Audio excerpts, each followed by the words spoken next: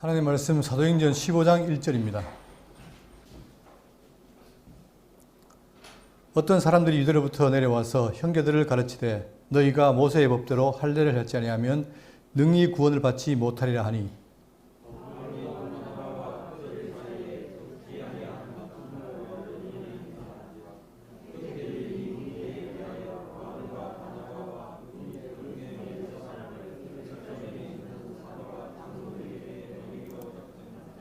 그들이 교회의 전송을 받고 베니게와 사마리아로 다니며 이방인들이 주께 돌아온 일을 말하여 형제들을 다 크게 기쁘게 하더라.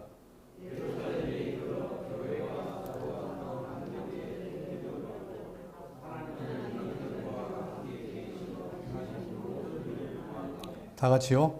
바리새파 중에 어떤 믿는 이들이 일어나 말하되 이방인에게 할례를 행하고 모세의 율법을 지키라 명하는 것이 마땅하다 하니라. 아멘. 오늘부터 15장 강론이 시작되는데 지금 이 내용의 전개가 세 번째로 13장부터 28장까지가 이제 이방 전도지요. 안디옥에서부터 로마까지 그 과정에 있는데 우리가 지난 시간까지 제1차 전도 여행을 끝냈습니다. 그리고 이제 2차 전도 여행이 들어가는데 오늘 15장은 가기 전에 막간에 어떤 일이 벌어집니다. 그게 바로 뭐냐면 예루살렘 교회에 지금 교회에서 나온 자가 안디옥에 있는 이방인 교회 사람들에게 지금 다른 복음을 전하고 있는 거예요. 거기에 대해서 지금 문제가 생겼는데 여러분 지금 이 지도를 보시면 이 1차 전도 여행이죠. 1차 전도 여행은 이 안디옥에서 밤빌리아, 비시디아, 안디옥, 이고니온, 루스드라, 더베 돌아오는 길이었잖아요. 그러니까 지금 이제 복음이 안디옥에서 이방에 전해지기 시작하면서 이제 이 교회 내에는 흩어져 있는 디아스포라 유대인도 있고 그 교회 속에는 또 이방인도 있습니다. 다시 말하면 이방 지역의 교회들은 이제 그 구성원이 유대인과 이방인이 같이 있단 말입니다. 그러다 보니까 살아온 배경과 전통이 다르죠. 여기에서 문제가 발생하는 거예요. 자, 그리고 지금 이제 2차 전도 여행이 바로 어디로 가냐면 여기에서 이 마게도냐까지 갑니다. 넓어지는 거죠, 이제. 그동안은 소아시아에 있는데 이제 마게도냐로 가죠. 근데 여기서 마찬가지고 이제 복음이 증거되면서 어떤 문제가 발생하냐면 여러분 지금 유대인들에게는 뭐가 있습니까? 오랫동안 그들에게는 율법이 있죠. 율법과 전통이 있어요. 그러다 보니까 이들은 예수를 믿었다. 우리 생각할 때는 예수 믿으면 바로 모든 해결될 것 같지만 그러나 예수를 믿어도 지금까지 해오던 율법이나 생활 관습은 그대로 있잖아요. 그죠? 이게 점점 말씀으로 변화되어 나가야 되는데 아직까지 그렇지 않은 거예요. 그러다 보니까 이 교회에 특히 예루살렘 교회에 있는 사람들 중에서는 바리새파 유대인들이 있습니다. 이 바리새파 유대인들은 철저하게 율법을 따랐지요. 그러다 보니까 율법을 따랐던 그 삶의 습관이 예수 믿는다고 변하지 않습니다. 여전히 그들은 뭐예요? 예수도 믿고 율법도 지키고 이걸 강조하는 거죠. 그러다 보니까 이게 교회에서 큰 문제가 되는 거예요. 왜냐하면 이방인들에게도 뭐예요? 이방인들에게도 할례를 행하게 하고 모세법을 지켜라 이렇게 되죠. 그러니까 과연 그런 구원이 믿음으로 되는 것이냐 아니면 율법을 지킴으로 되는 것이냐 이 문제가 생긴 겁니다. 그래서 본문을 보시면 자, 그래서 이 문제를 해결하기 위해서 15장에는 예루살렘 총형회가 이르던 거죠. 자, 공회가 생기는데 본문을 보겠습니다. 15장 1절. 어떤 사람들이 유대로부터 내려와서 형제들을 가르치되 너희가 모세의 법대로 할례를 받지 아니하면 능히 구원을 받지 못하리라니. 자, 지금까지 바울과 바나바 그들이 가서 베드로와 가서 증거할 때 그들의 구원의 강화는 뭡니까? 예수를 믿음으로 구원받는다고 했는데 지금 어떤 사람들이 있어요. 그것도 예루살렘 교회에 있어요. 그 유대로부터 온 사람들이 와서 뭐라 했냐면 형제들을 가르치되 너희가 모세의 법대로 할례를 받지 아니하면 능히 구원을 받지 못하리라니. 여러분 이 문제는 초대교회만의 문제가 아니에요. 지금도 대한민국에 있는 교회도 전 세계 교회도 이 율법 문제에 대해서 많이 혼란하고 있습니다. 과연 믿음으로 가능하냐 아니면 율법을 지켜야 되느냐 이 문제가 계속해서 논란이고 명쾌한 답이 없습니다. 그러다 보니까 지금도 지켜야 된다 말아야 된다는 것에서 계속 갑론을박하고 있죠. 그러면 성경을 말하는 거 우리가 분명히 알아야 됩니다. 그래야만이 우리가 멍에를 베는 게 아니라 종의 짐을 지는 게 아니라 자유할 수 있는 거예요. 그럼 자유라는 게 방종이냐 그게 아니라 올바른 자유를 누리게 되면 성경이 말하는 참된 삶의 열매가 나오는 거죠. 그건 중요한 문제입니다. 자, 여기서 지금 뭐라고 하냐면 모세의 법대로 할례를 받지 아니하면 자, 법이 나와요. 법. 이 법대로라는 말은 이 법이라는 말이 헬라어가 두 가지가 있는데 노모스라는 게 있어요. 이건 모세의 법이에요. 그러니까 다시 성문화된 법. 이것은 구속력이 있는 거죠. 그러니까 이걸 안 지키면 안 됩니다. 그런데 그 말고 또 에도스라는 단어가 있는데 에도스는 뭐냐면은 자, 이 설명이 지금 여기 나오는 법대로라는 말은 에도스라는 말이에요. 그 말은 습관, 전례, 풍속, 관습, 규례, 법 이런 뜻으로 포괄해서 쓰입니다. 그러다 보니까 그들이 유대인이 살아가면서 관례를 하는 게 있잖아요. 그런 걸 말하는 거예요. 예를 들면 누가복음 20장 39절에 예수께서 나가사 습관을 따라 감람산에 가심에 제자들도 따라갔더니 이때 습관이라는 말이 바로 에도스란 말입니다. 그리고 누가복음 1장 9절에는 제사장의 전례를 따라 제비를 뽑아 주의 성전에 들어가 분향하고 그 다음에 풍속, 관습 이런 게 있죠. 그러니까 여기에 대해서 이렇게 말하면서 법대로 어떻게 되느냐 할례를 받지 아니하면 자 할례라는 것은 우리에게는 할례가 별로 의미가 없잖아요. 특히 우리나라는 뭐예요? 포경수술을 하잖아요. 애들이 어릴 때. 자 이것이 이제 외국에서 오는 관습인데 문제는 뭐냐면 이스라엘은 나면서부터 8일 만에 뭐예요? 할례를 하는 거예요. 이 할례는 모세의 법이 아니라 자 성경을 보면은 창세기 10장 10절에 너희 중 남자는 다 할례를 받으라. 이것이 나와 너희와 너희 후손 사이에 지킬 내 언약이니라. 그러니까 하나님께서 아브라함에 말씀하시기를 할례를 행해라. 왜? 그것이 바로 언약의 표라는 거예요. 너희는 표피를 베어라. 이것이 나와 너희 사이에 언약의 표적이니라. 그러니까 이거를 행해야만이 너와 즉 이스라엘 백성과 내가 말하는 거예요. 언약의 관계가 있다는 거죠. 자, 너희의 대대로 모든 남자는 집에서 난 자나 또는 너희 자손이 아니라 이방 사람에게서 돈으로 산 자를 막론하고 난지 8일 만에 할례를 받을 것이니라.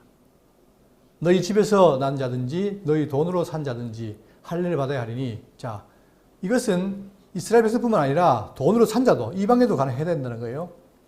이에 내 언약이 너희 살에 있어 영원한 언약이 되리니와. 그러니까 이스라엘 백성들은 할례를 행함으로 말미암아 그 할례를 통해서 하나님과 언약 관계가 있다는 것을 표징으로 삼은 거죠. 그러니까 이것은 지금 생각해 보세요. 우리는 지금 AD 2023년이잖아요. 그러면 이 전통은 얼마냐? 과거에 아브라함 때니까 벌써 얼마입니까? 4,000년 넘은 거예요. 그죠? 이 당시에도 벌써 이들은 2,000년 동안 할례를 행해왔단 말입니다. 그러니까 그것이 예수님도 난지 8일만 할례를 행했죠. 그런 것처럼 유대인이라면 철저하게 지켜야 될 것이 바로 할례였단 말입니다. 그래야만이 하나님과 뭐가 있다? 관계, 언약 관계가 있다는 거죠.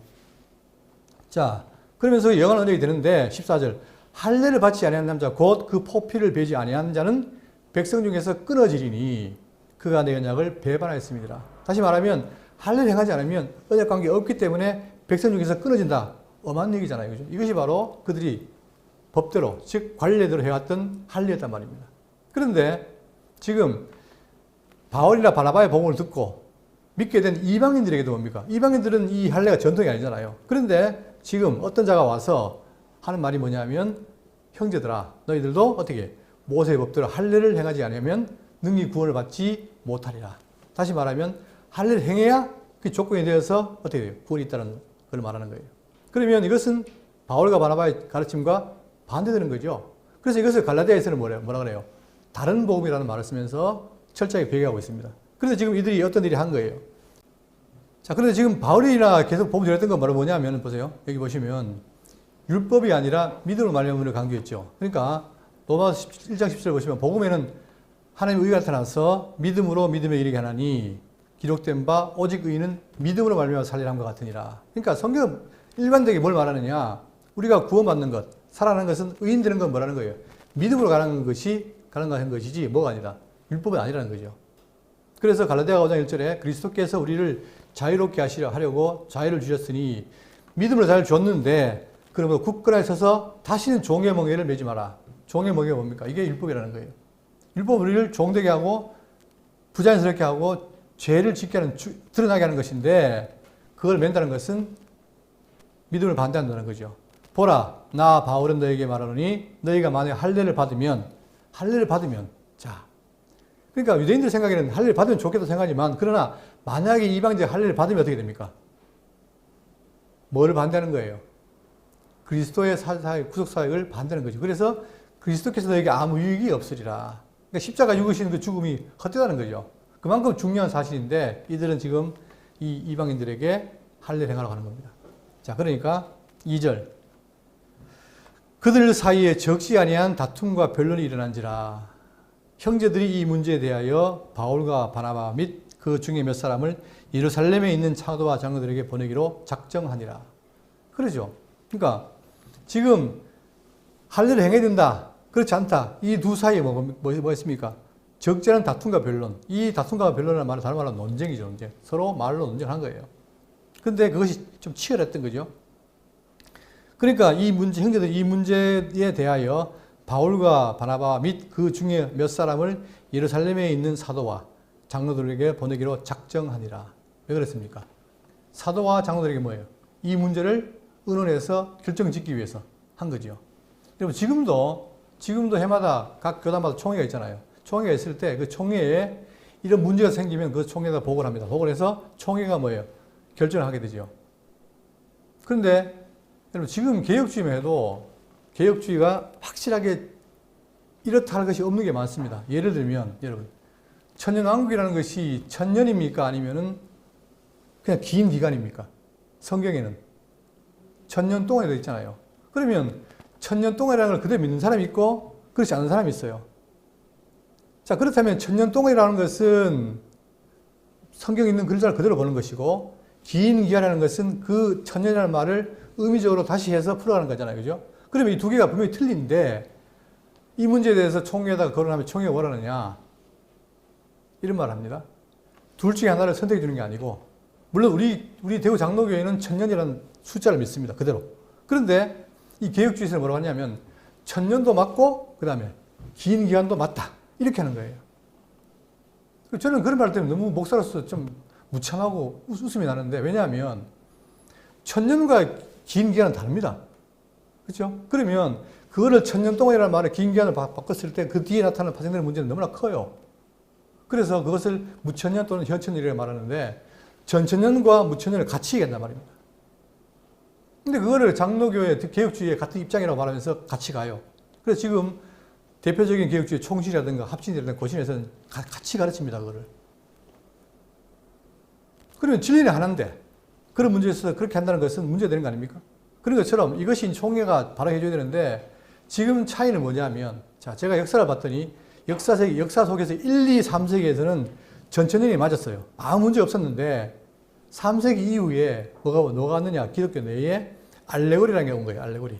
알레고리라는 말은 자 원래 뜻이 아니라 너머의 뜻이 있다는 그런 의미가 있는 거죠. 그러니까 원래 천년이라는 말이 있는데 그 천년이 그냥 천년이 아니고 그 너머의 뜻이 있다. 이렇게 해서 그걸 다시 상징으로 풀어갑니다. 그러다 보니까 천년이 아니라 이 교회 시대 전체가 바로 천년왕국이다 이렇게 말하는 거죠. 그러므로 해가지고 이제 혼란이 오는데 이것이 만약에 사도시대였다면 분명히 정해졌을 텐데 지금은 그게 안 돼요. 왜? 서로 갑론을박을 하고 누가 맞다고 말을 못하는 거예요. 최근에도 어떤 문제가 있냐면 지금 한국교회 2, 3년 전부터 큰 문제가 된 게 바로 뭐냐면 능동순종이라는 문제가 있어요. 능동순종. 자, 예수님이 우리의 죄를 사했을 때 그 예수님 우리 사고 우리를 의롭다 했는데 그 의가 어떤 의냐? 여러분 예수님이 의를 얻으려고 노력합니까? 할까 안 할까요? 예수님이 오시는 그분 자체가 뭐예요? 그분이 하나님 의인 거예요. 그분은 의를 행해서 의를 얻는 게 아니라 원래 그분이 의 자체예요. 그런데 지금 뭐라고 말하냐면 예수님의 십자가 사건은 우리의 죄를 없애지만 그러나 우리를 구원을 이루기 위해서는 뭐다? 예수님도 율법을 지켰다. 그래서 율법을 지킴으로 의를 얻어서 그 얻은 의를 우리에게 전가했다. 이게 지금 문제가 돼가지고 목사님들이 지금 각 총회마다 막 그거를 올리는 거예요. 올렸더니 합신과 고신은 능동순종을 인정을 해요. 그러나 총신은 그걸 반대하고 있어요. 지금 현재 아직까지 결정 안 났는데 자 이게 왜 중요하냐면 이만큼 우리가 살면서 진리를 이해한 데 있어가지고 충돌이 있습니다. 좌우 충돌이 있어요. 그럴 때에 총회가 하는 일이 뭐냐? 그것을 잘 정리해서 신학적으로 정리해서 밝혀주는 게 할 일인데 지금 초대교회는 그게 잘 된 거예요. 이 문제가 생기니까 지금 그거를 어디에요? 예루살렘 총회에다가 보고를 한 거예요. 해가지고 거기서 해결하기로. 자, 이때 갔던 내용을 갈라디아가 말하고 있는데 자 갈라디아 2장째 보시면 14년 후에 내가 바나바와 함께 디도를 데리고 다시 예루살렘에 올라갔더니 계시를 따라 올라가 내가 이방 가운데서 전파하는 복음을 그들에게 제시하되 유력한 자들에게 사도를 한 것은 내가 다름질하는 것이나 다름질한 것이 헛되지 않게 하려 함이라. 그러나 나와 함께 있는 헬라인 디도까지도 억지로 할례를 받게 하지 아니하였으니 이방인, 자 헬라인이잖아요. 디도에게 뭐예요? 일부러 할례를 받게 하지 않았단 말입니다. 그 말은 뭡니까? 그 말은 이 교회에 뭐가 있다는 거예요? 이는 가만히 들어온 거짓 선교 때문이라. 자 여전히 그때도 뭐예요? 가만히 두는 거짓 형제, 즉 예수도 믿지만 어떻게 할례 율법 행해라, 그죠? 그러니까 그들을 하는 말이 뭐냐면 그것이 가만히 들어온 거짓 형제 때문이라는 하는 거예요. 그들이 가만히 들어온 것은 그리스도 예수 안에서 우리가 가진 자유를 엿보고 우리를 종으로 삼고자 함이로되 그들에게 우리가 한시도 복종하지 아니하였으니 이는 복음의 진리가 항상 너희 가운데 있게 하려 함이라. 자, 이것처럼 지금 이 바울과 바나바가 예루살렘 교회로 갑니다. 3절. 그들이 교회의 전송을 받고 베니게와 사마리아로 다니며 이방인들이 죽게 돌아온 일을 말하여 형제들을 다 크게 기쁘게 하더라. 자, 여기에 베니게와 사마리아라는 말은 지금 시대를 보시면 여기가 베니게입니다. 두로와 시돈이 있는 것이죠. 이 베니게와 사마리아 여기 오게 된 거예요. 자, 이것은 왜냐하면 이 베니게와 사마리아에 복음이 증거돼 가지고 이방인들이 돌아오게 된 사건이 있죠. 예를 들면 어떤 게 있습니까? 스데반이 순교된 이후에 자, 흩어진 사람들이 어떻게 해요? 가가지고 복음을 증거하잖아요. 그것이 바로 이 베니게 지역이었고 또 사마리아에는 뭐예요? 빌립 집사와 베드로 등등이 전해서 이 교회 이 인근에 뭡니까? 교회가 생긴 거예요. 그러니까 지금 예루살렘 교회에 가기 위해서 내려오는 바나바 바울이 바로 가지 않고 베니게와 사마리아에 들러가지고 어떻게 하느냐? 그들에게 보고를 하는 거예요. 어떤 보고? 이방인들이 죽게 돌아온 일을 말하며. 자, 유대인뿐만 아니라 이제 이방인들도 돌아온다. 복음 안으로 돌아온다. 그 사실 증거니까 형제들이 다 크게 기쁘게 하더라. 이게 복음 안에서 기쁨이죠. 자, 그리고는 어떻게 했냐? 4절. 예루살렘에 이르러 교회와 사도와 장로들에게 영접을 받고 하나님이 자기들과 함께 계셔 행하신 모든 일을 말하며. 자, 예루살렘 교회에 오게 된 거예요. 이래가지고 교회와 사도와 장로들, 구성원들이죠. 그들에게 영접을 받고 하나님이 자기들과 함께 계셔 행하신 모든 일, 즉 1차 전도를 통해서 이방인 지역에 복음이 증거됐고 교회가 생긴 일을 말합니다. 근데 5절 바리새파 중에 어떤 믿는 사람들이 일어나 말하되. 자, 이제 변론이 생긴 거죠. 예루살렘 교회에도 뭐가 있습니까? 여러분 보세요. 예루살렘 교회는 뭐예요? 특히 유대인들인데 이 유대인들 가운데 예수 믿는 사람 가운데 누가 있어요? 바리새파도 있는 거예요. 우리가 바리새파를 다 나쁘게 보는 게 아니라 바리새파 중에서도 믿는 사람이 있다 말입니다. 그런데 그 바리새파 사람들은 뭐예요?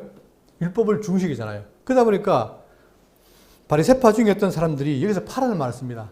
바리새인 중일이 아니고 바리새파라는 말을 쓰는 이유는 바로 뭐냐면 이 누가는 의도가 있는 거예요. 왜? 여기에 별도의 파당이 있다는 거예요. 파당. 나쁜 의미에. 그것은 바로 뭐냐면 이들이 다른 복음을 전하기 때문에 파당이라고 말하는 거죠. 자, 일어나 말하되 이방인에게 할례를 행하고 모세율법을 지키라 명하는 것이 마땅하다 하니라. 자, 바리새파 사람들은 뭘 말하냐면 믿음 이외에도 뭐예요? 할례를 행하고 모세율법을 지키라는 것이 마땅하다. 이 내용은 우리가 아까 봤지만 안디옥 교회에 온 뭐예요? 유대로부터 온 자들하고 말이 똑같은 거죠. 그러니까 그들은 바리새파 사람들로서 여전히 예수도 믿고 그 다음에 율법도 지키고. 어떻게 보면 한국교회가 옛날에 했잖아요. 예수도 믿고 율법도 지키고. 자, 그러니까 여기에 대한 지금 논쟁이 붙은 거예요. 거기에 대해서 하니라. 이러니까 그러니까 이런 거죠. 신앙을 받아들였지만 신앙으로 끝나는 게 아니라 율법 조항도 해야 된다. 이렇게 말하는 거죠. 제가 와가지고 장동에 와서 처음 할 때 율법 요구를 이루어지게 한다는 걸 제가 그때 한번 강의한 적이 있는데, 특강한 적이 있는데 그것도 마찬가지입니다. 그러니까 지금 뭘 말하냐면 예수님이 우리를 죄를 사했지만 여전히 율법을 또 지켜서 그거 다 이루어야 된다 하는 것이 지금 교회들에 대한 생각이란 말입니다. 그러나 지금 성경은 그걸 말하는 게 아니라 뭐예요? 율법은 우리를 종 삼는다 이거죠. 자, 그래서 여기에 대해서 자, 이방인에게 모세율법을 지키라 했으나 성경을 뭐 말하느냐? 그게 아니라 갈라디아서 3장 13절에 그리스도께서 우리를 위하여 저주를 받은 바 되사 율법의 저주에서 우리를 속량하였으니. 율법은 뭐예요? 우리들을 지켜서 의로하다는 게 아니라 우리에게 뭘 주는 겁니까? 저주를 주는 거예요. 저주. 죄를 깨닫고 저주 가운데 죽게 하기 위해서 율법을 준 것이지 우리들은 율법을 지켜서 의로워지라는 게 아니라 말입니다. 그러니까 그렇기 때문에 자, 저주에서 우리를 속량하기 위해서 어떻게 했다? 기록된 바 나무에 달린 자마다 저주 아래 있는 자라 하였습니다. 왜 예수님이 저주를 하셨느냐? 그 율법의 저주를 대신에 받은 거예요. 그죠? 그러면 우리는 그 저주에 벗어났는데 또 율법 지켜라? 말해야 되잖아요. 히브리 10장 10절에 이 뜻을 따라 예수 그리스도의 몸을 단번에 들이심으로 말미암아 우리가 거룩함을 얻었노라. 그러니까 우리가 거듭하게 된 것은 뭐예요? 예수님의 십자가의 피 보혈로 단번에 된 것이지 율법을 지키려 하는 것이 아니라 이 말입니다. 자, 오직 그리스도는 죄를 위하여 한 영원한 제사를 드리시고 하나님 우편에 앉으사 이것들을 사하셨은즉 다시 죄를 위하여 제사 드릴 것이 없느니라. 바로 그 말이죠. 자, 갈라디아 2장 27절에 내가 하나님의 은혜를 패하지 아니하노니. 자, 우리가 예수 믿고 구원받게 된 건 하나님 은혜로 믿음으로 되는 거란 말입니다. 근데 패하지 아니하노니 만일 의롭게 되는 것이 율법으로 말미암았으면 그리스도께서 헛되이 죽으셨느니라. 그렇죠. 기독교는 철저하게 뭡니까? 그리스도의 죽음으로 말미암아 그의 구속의 공로로 우리가 의로워지는데 율법을 지킨다면 그것을 어떻게 된다? 헛되이 된 것이다 이 말이죠. 결국은 예수의 죽음을 부인하는 것이 바로 율법 지킴에 있다는 사실을 강조하고 있습니다. 자, 이렇게 되니까 6절 사도와 장로들이 이 일을 의논하여 모여. 자, 지금 이 바리새파들이 하는 말을 듣고 이제 사도와 장로들이 모였죠. 모여가지고 자, 지금 이후에 6절 이후에 변론을 하는데 첫 번째가 베드로가 말을 하고 두 번째 바나바 바울, 세 번째 야고보입니다. 이 사도들이 여기에 대해서 변론하죠.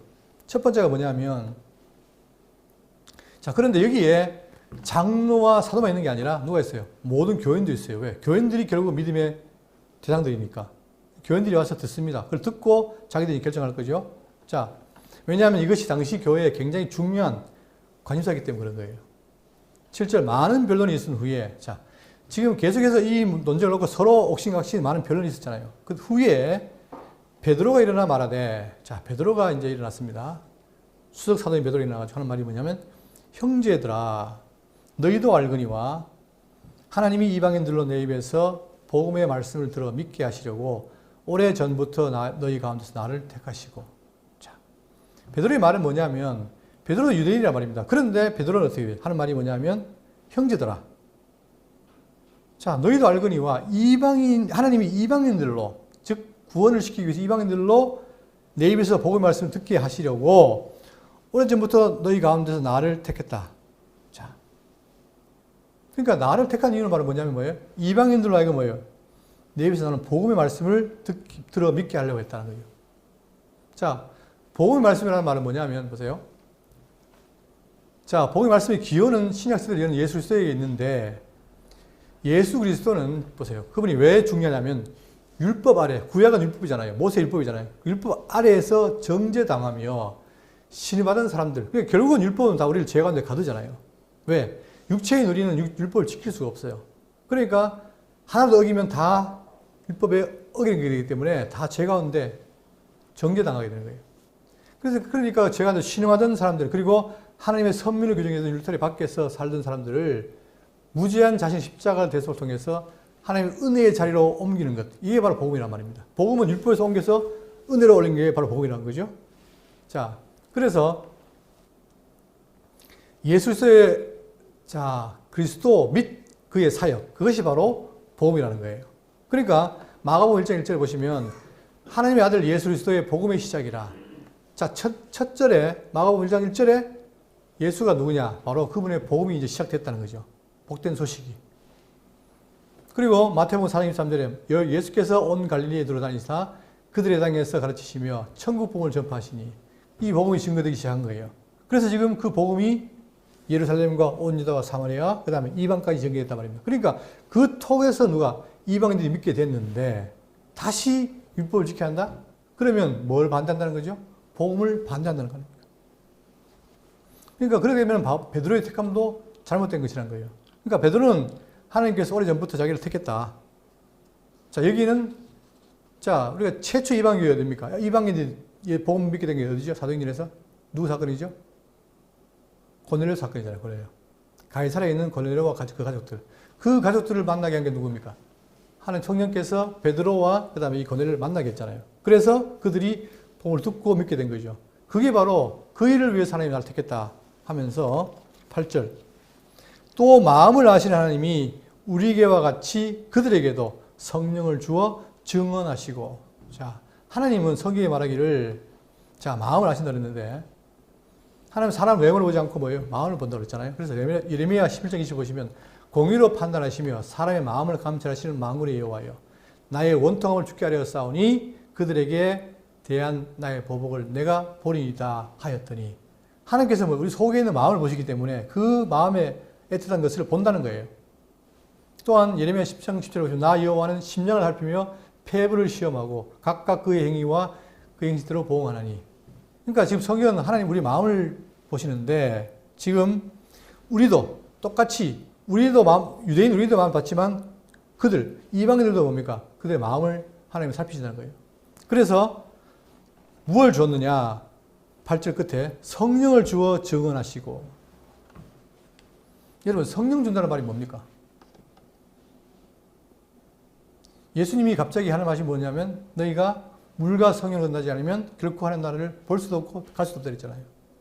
그때 갑자기 뭘 얘기해요? 거듭남을 얘기하는 거예요. 그래 우리가 성령이 임했다는 말은 뭐냐?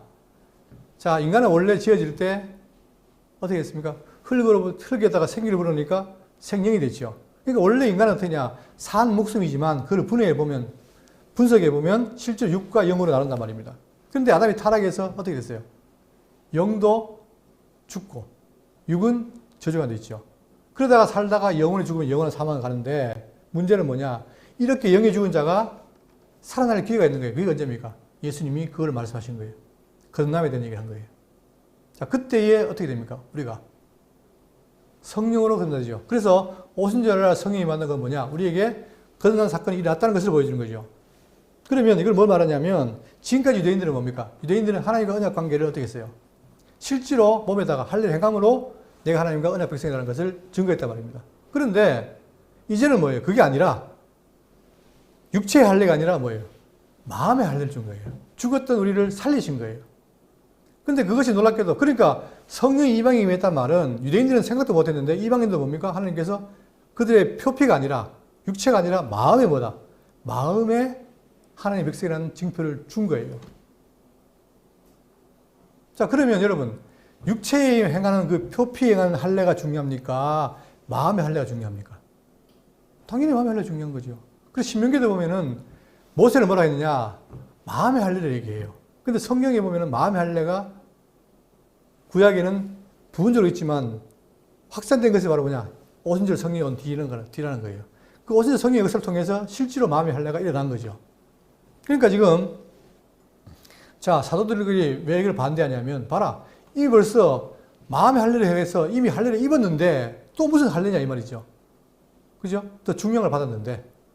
그러니까 이걸 모르니까 유대인들은 뭐예요? 자기들은 전통에 따라서 할례를 행해야 된다고 말하고 이 사도들은 뭐예요? 그것이 아니다. 이미 할례를 받았다. 즉 성령을 받았다는 사실을 말하고 있습니다.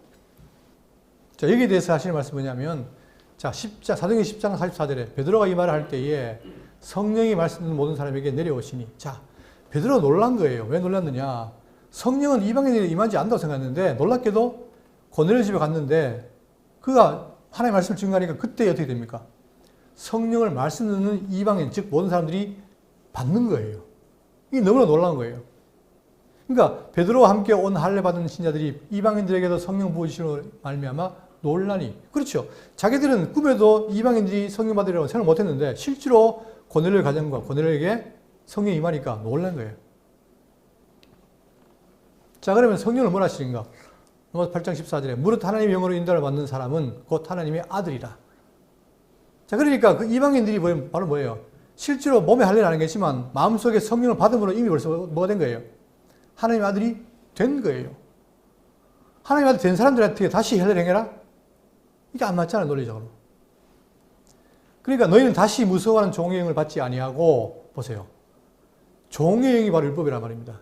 근데 다시 무서워하는 종의 영을 받지 아니하고 양자의 영을 받았으므로 우리가 아빠 아버지라고 부르짖느니라. 그러니까 우리가 하나님을 아버지로 부르고 성령 받는 것은 우리가 율법을 지킴으로 된 것이 아니라 그의 약속에 따라서 된 것이라는 사실이에요. 자, 성령이 친히 우리의 영과 더불어 우리가 하나님의 자녀인 것을 증언하시나니. 자, 이 말씀 통해서 알 수 있는 건 바로 뭐냐 하면 성령이 이미 임했다는 거예요. 이미 벌써 내 속에서 하나님의 자녀임을 확인했다는 겁니다. 그러니까 이렇게 외적인 할례, 이런 이방인들에게 이 어떤 바리새파 사람들이 말하는 것처럼 외적인 할례를 행한다는 것은 있을 수 없는 일이다. 마찬가지로 또한 뭐예요?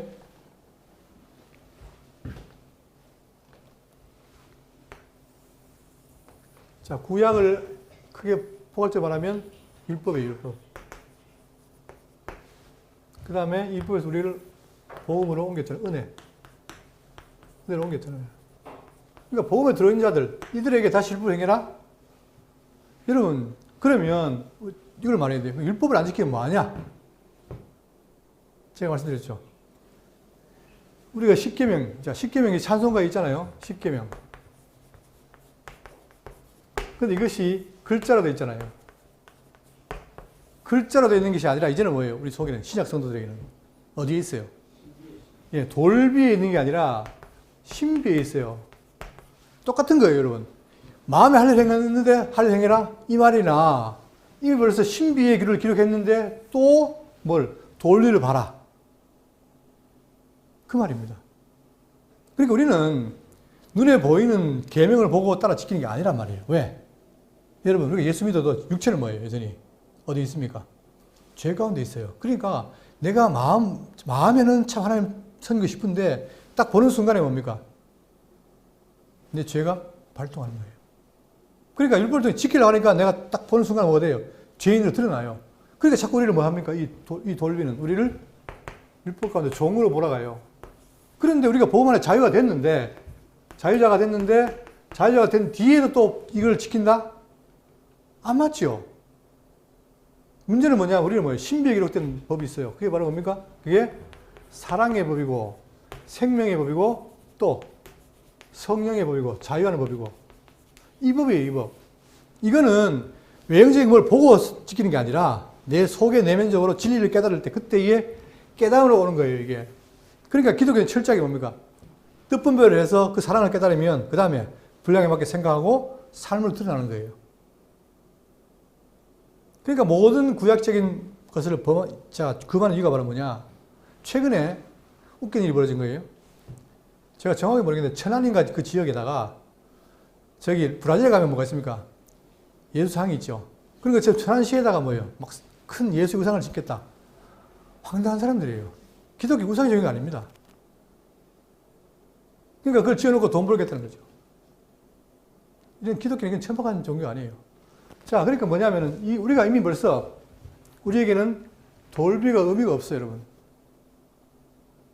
오히려 돌비에 있는 것을 지키려 할 때마다 우리에게는 뭐예요? 기쁨이 아니라 억압이 오는 거예요. 그러니까 종용을 멍에를 치지 말라고 하는 게 성경 가르침입니다. 지금 이 바리새파의 사람들의 말은 바로 그거라는 거예요. 그러면 우리는 뭐냐? 신비가 바로 신비의 기록된 게 뭐냐? 이거를 생각해야 되는 거예요. 그러니까 그것이 오는 방법은 바로 뭐냐면 딴 게 없어요. 성령께서 우리의 마음속에 진리의 빛을 비춰서 깨닫게 하심으로 그 사랑을 깨달으면 그것은 돌비에 기록된 것보다 훨씬 더 차이가, 이 두 개의 의미의 차이는 비교할 수 없는 겁니다.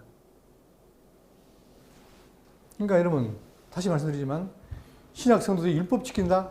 아예 생각하지 마십시오. 그러면 율법 지키려 하면 어떻게 돼요? 예수의 십자가의 죽음을 어떻게 한다? 예? 예? 부정하는 거죠. 헛되게 한다. 부정하는 거예요. 예수님이 이걸 다 해결하려고 죽으셨는데 또 지킨다? 그럼 예수님이 뭐예요? 괜히 한 거잖아요. 그런데 이걸 못 깨는 거예요. 이걸. 지금도 율법. 아마 우리나라도 많은 교회들이 그렇게 하고 있습니다. 지금. 그러나 성경이 가르치는 말은 뭐냐면 그게 아니죠. 자, 그래서 9절을 보겠습니다. 자, 다시 봅니다. 8절. 또 마음을 아신 하나님이 우리에게와 같이 그들에게도, 우리 유대인과 같이 그들에게도, 이방인들에게도 성령을 주어 증언하시고 성령을 마음속에 주어서 마음에 할 일 행함으로 증거하시고, 뭐를? 아들됨을 증거하시고, 9절. 믿음으로 그들의 마음을 깨끗하게 하사 그들이나 우리나 차별하지 아니하시는다. 자, 이게 말이에요. 믿음으로 그들의 마음을 깨끗하게 한 거예요.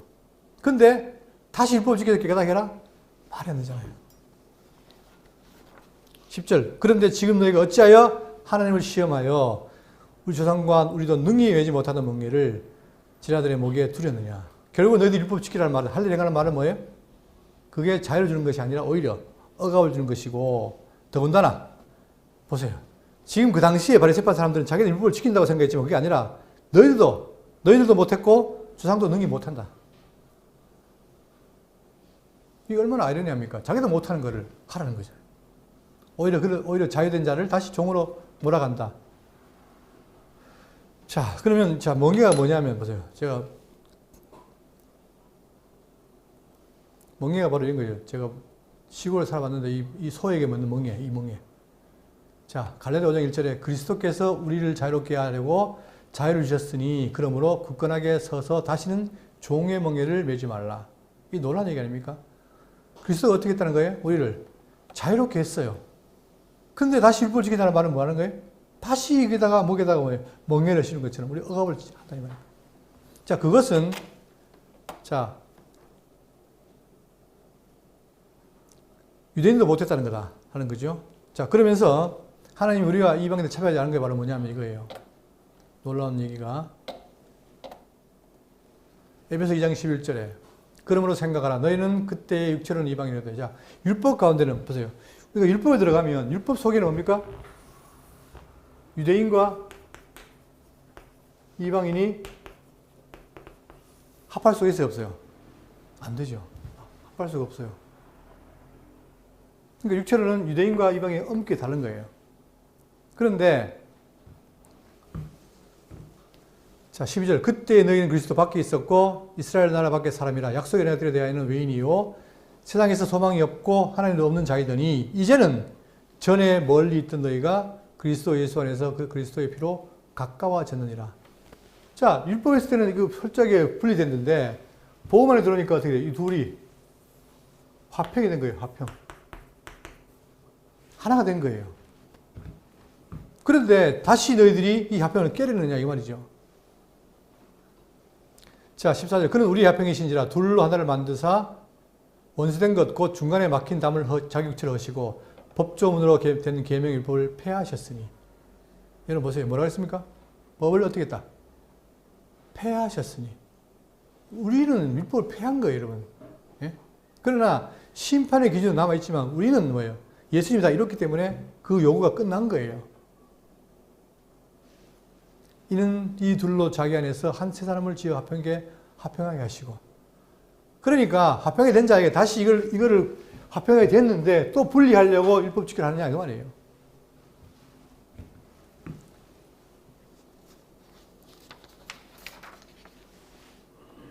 (11절) 그러나 우리는 그들이 우리와 동일하게 주 예수의 은혜로 구원받는 줄을 믿노라 하니라. 그렇죠. 다시 율법이 아니라 뭐예요? 우리는 그들이 우리와 동일하게 이방인이나 유대인이나 동일하게 뭘로? 주 예수의 은혜로 구원받은 줄을 믿노라. 그렇죠. 이때 아멘 나와야 되는 거예요. 우리가 구원받는 것은 율법 관계없이 은혜로 된 것이다. 그걸 말하는 거 아닙니까? 그러니까 이 말은 뭡니까? 바리새파의 이론을 깨는 거죠. 그러니까 할례와 모세의 법을 지켜라.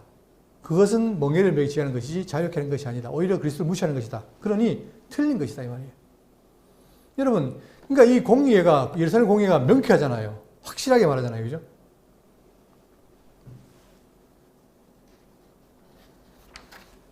(12절) 온 무리가 가만히 있어.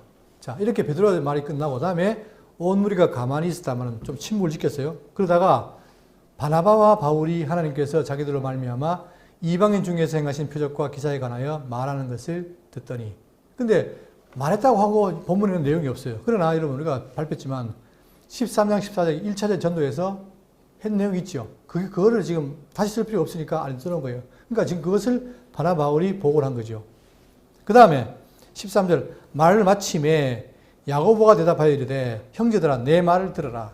자, 야고보가 등장합니다. 근데 여러분 좀 전에 야고보가 어떻게 했어요? 앞에서 야고보 죽었죠. 그러면 성경에 나오는 야고보. 자, 신약 성경 야고보는 크게 대표적으로 세 사람입니다. 첫 번째는 세베대의 아들 야고보. 그는 요한의 형제예요.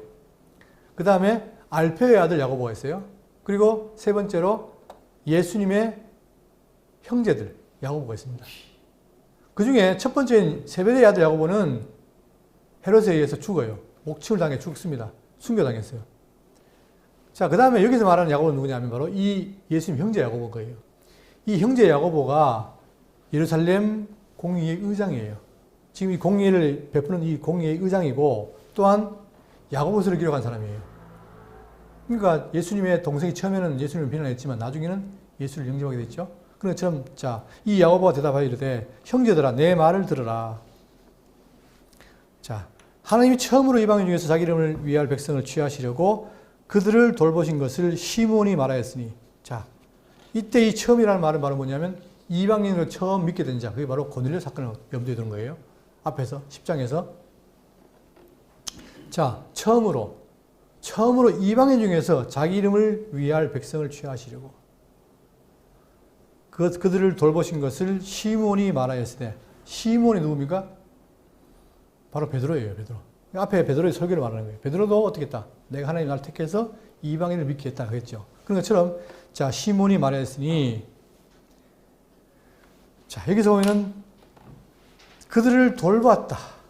자, 이 돌본다는 말이 뭐냐면 보세요. 돌보심, 개역 성경에는 권고하심으로 되어 있어요. 자, 이것은 자기 백성을 위한 하나님의 방문입니다. 방문. 하나님이 왜 방문하느냐? 죄 가운데 헤맨 자들에게 뭐예요? 구원을 주기 위해서 방문하는 거예요. 이게 신학적인 전문 용어인데, 자, 구약에는, 창세기는 뭐예요? 사라를 돌봤다. 그 다음에 출애굽기는 뭐예요? 그들의 고난을 살폈다. 그리고 자, 룻기에는 뭐예요? 룻을 어떻게 했다? 이방 백성에서 돌봤다. 그 다음에 그 백성을 돌봤다. 이 말은 하나님께서 뭐예요? 그 백성을 돌보아서 구원했다는 그 말이 있는 거예요. 그러니까 지금 이 말은 뭐냐면 처음으로 이방인 중에서 돌봤다는 얘기는 그들을 구원하기 위한 하나님의 계획이었다는 거예요. 그걸 베드로가 말했다. 그러면서 15절 선지자들의 말씀이 이와 일치하도다 기록된 바 이후에 내가 돌아와서 다윗의 무너진 장막을 다시 지으며 또 그 허물어진 것을 다시 지어 일으키니 이는 그 남은 사람들과 내 이름으로 일컬음을 받는 모든 이방인들로 주를 찾게 하려 함이라 하였으니. 자, 이것이 뭐에 대한 인용이냐면,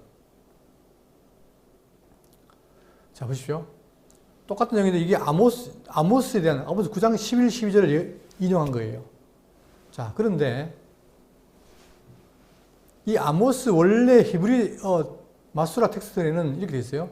그날에 내가 다윗의 무너진 장막을 일으키고 그것들의 틈을 막으며 그 허물어진 것을 일으켜서 옛적과 같이 세우고 그들이 에돔의 남은 자와 내 이름으로 일컫는 만국을 기업으로 얻게 하리라. 이 일을 행하시는 여호와의 말씀이니라. 이렇게 지금 히브리어판에 되어 있는데 이거를 히브리어 성경을 70인역으로, 즉 유대인 헬라어를 쓴 사람들에게 위한 성경이 70인역이거든요. 그때 어떻게 되냐? 그 70인역을 번역해서 온 것이 바로 이 사도행전 내용이에요.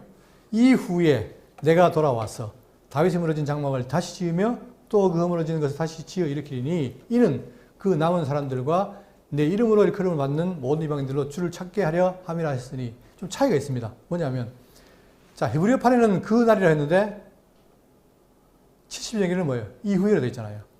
그 다음에 11절은 똑같아요. 그러니까 그 날이라는 말은 그리스도 오신 구원의 날, 심판의 날을 말하는데 그때가 되면은 내가, 즉 하나님이 무너진 다윗 장막을 일으켰다. 그 말이에요.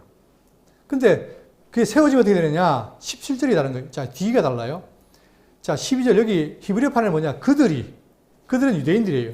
유대인들이 에돔의 남은 자와 내 이름으로 그 만국을 기업으로 얻으리라. 그러니까 유대인들도 만국을 기업으로 얻어서 이제는 하나 된다. 이걸 예언한 거예요. 그런데 자, 이 히브리어판에는 유대인들을 중심으로 기록했고 70년은 뭐냐? 이는 그 남은 사람들과 내 이름을 일컫는 받는 모든 이방인들로.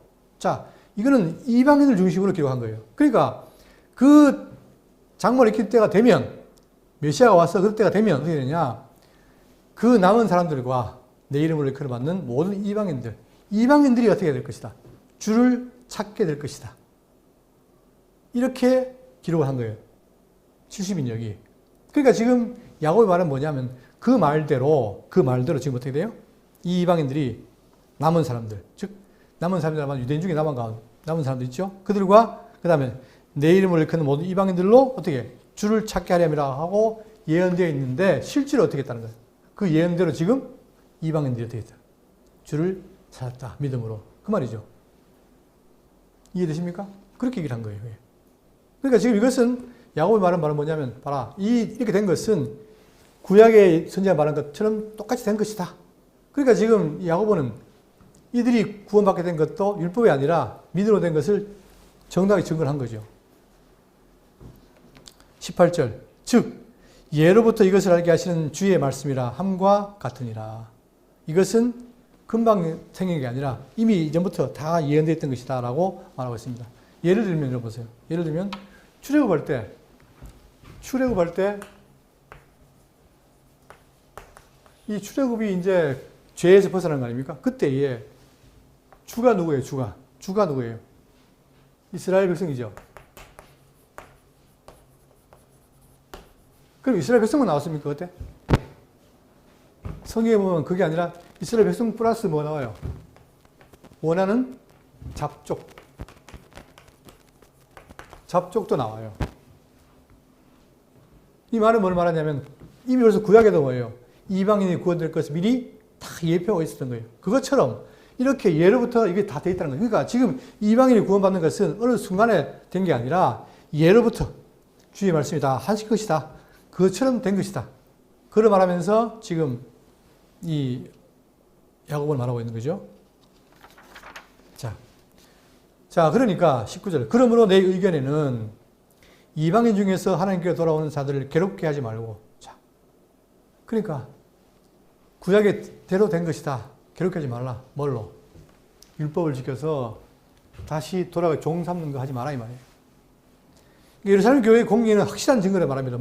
다시는 종의 율법을 매지 마라 이거예요. 그러면 오늘날 교회에서 율법 지키라 말 돼야 안 돼요? 안 돼요, 여러분. 속으면 안 돼요. 우리는 율법 지키는 게 아니라 뭘 지킨다? 내가 지키는 게 아니라 성령에 의해 사랑의 법과 생명의 법과 성령의 법과 저의 법을 지키게 돼요. 그게 하게 하시는 거예요. 성령께서. 근데 이제 여기서 하게 하신다 그러니까 그럼 할 때까지 기다려야지 하고 입도 벌리고 떡 떨어지가 기다리는 거 그거 아니란 말입니다. 말씀 듣고 배우면 그렇게 생기는 거예요. 근데 우리가 너무 극단적이다 보니까 그걸 할 생각도 안 하면서 앉아가지고 그냥 입을 딱 벌리고 있었던 거죠. 그건 아니라는 거죠. 그러니까 내 의견에는 이방인 중에서 하나님께 돌아오는 자들 괴롭게 하지 말고 뭘로? 율법을 지켜라 할례 행해라 해서 괴롭게 하지 말고 다만 뭘 해야 되느냐? 우상에 더러운 것과 음행과 목매어 죽인 것과 피를 멀리하라고 편지하는 것이 옳으니. 여러분 이거 착각하시면 안 돼요. 그러면 우상에 더러운 것, 음행, 목매어 죽인 것, 피. 그럼 이것은 그러면 규례냐? 법이냐? 법이 아니에요. 그럼 왜 그러느냐? 여러분 생각해 보세요. 같은 교회 구성으로 왔는데 이 유대인들은 뭡니까? 오랜 세월, 수천 년 동안 뭐예요? 이거를 지켜왔잖아요. 하루아침에 낄 수 있겠습니까? 안 되는 거예요. 특히 그들은 뭐냐? 뭐를 그들은 철저히 반대했느냐? 우상을 반대했잖아요. 그 다음에 이방인들이 우상을 숭배하면서 뭐 합니까? 음행을 해요. 그러니까 우상 숭배와 음행은 그들에게는 철저하게 악인 거예요. 그 다음에 목매어 죽인 것. 여러분 목매어 죽인 사람 죽였다는 말은 뭡니까? 제가 어릴 때 그 개를 잡는 걸 봤는데 또 돼지 잡는 걸 봤는데 돼지 잡을 때 목을 따잖아요. 그죠? 그러면 뭐가 나옵니까? 피가 나오잖아요. 근데 목매어 줬다는 말은 뭐예요? 목을 매니까 피가 나와요, 안 나와요? 안 나오죠. 그러니까 다시 말하면 그것은 뭐예요? 피를 그대로 같이 먹는다는 거예요. 그죠? 그러니까 유대인들은 그걸 반대해. 왜? 피는 생명이니까 피채 먹지 말라고 했단 말입니다. 그러니까 이런 것들이 굉장히 금기인데, 자, 같이 생활하면서, 유대인과 일반인 같이 교회를 생활하면서 이런 것을 좀 피해줘라. 왜? 왜 피해야 되느냐? 그 이유는 21절. 이런 예로부터 각 성에서 모세를 전하는 자가 있어 안식일마다 회당에서 그거를 읽음이라 하더라. 왜냐하면, 왜 그러면 그러느냐? 이유는 뭐냐면, 여러분, 바벨론 포로 간 이후로부터 주전 587년 이후에 계속해서 유대는 뭡니까? 이방의 포로였잖아요. 그러다 보니까 예루살렘 성이 없어요. 그러니까 자기들이 가는 곳마다 뭐예요? 회당을 이어서 섬겼잖아요. 그죠? 그때마다 회당에서 앉으면 성경을 보잖아요. 그때 뭘 봅니까? 그들이 보는 게. 바로 모세의 글인 거예요. 자, 그러니까 그들은 늘상 뭡니까? 예수 믿기 전에 늘상 뭐예요? 율법을 배웠단 말입니다. 그러니까 뭐 늘 그것이 귀에 딱지가 않도록 하다 보니까 그 당연한 거예요. 그래, 이방인들은 그게 없잖아요. 그죠? 그 이 관계에 있어가지고, 자, 이방인 너희들이 그들을 위해서 어떻게 해라? 뭘 세우기 위해?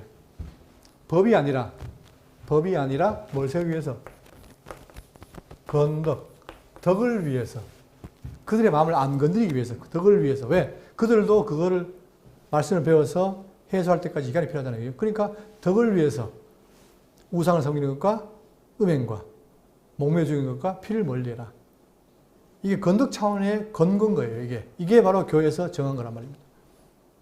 우리도 어떤 교회가 문제가 있을 때 그거를 해결하기 위해서 법은 아니지만 이런 게 좋겠다고 검열하는 게 있잖아요. 그런 것처럼 검열 수준이라는 말입니다. 그러니까 마치 이것이 그 신약교회의 법인 것처럼 생각하면 안 돼요. 신약교회는 더 이상 뭡니까? 법이 있다 없다. 신약교회는 법이 없습니다. 뭐밖에 없어요? 하나님의 사랑의 법밖에 없어요. 그래서 기독교는 사랑학이라 하면 사랑학. 그 이유가 바로 거기에 있는 거예요. 그 위에는 법이 없습니다. 자, 이렇게 해서 오늘 21절까지 살펴봤습니다.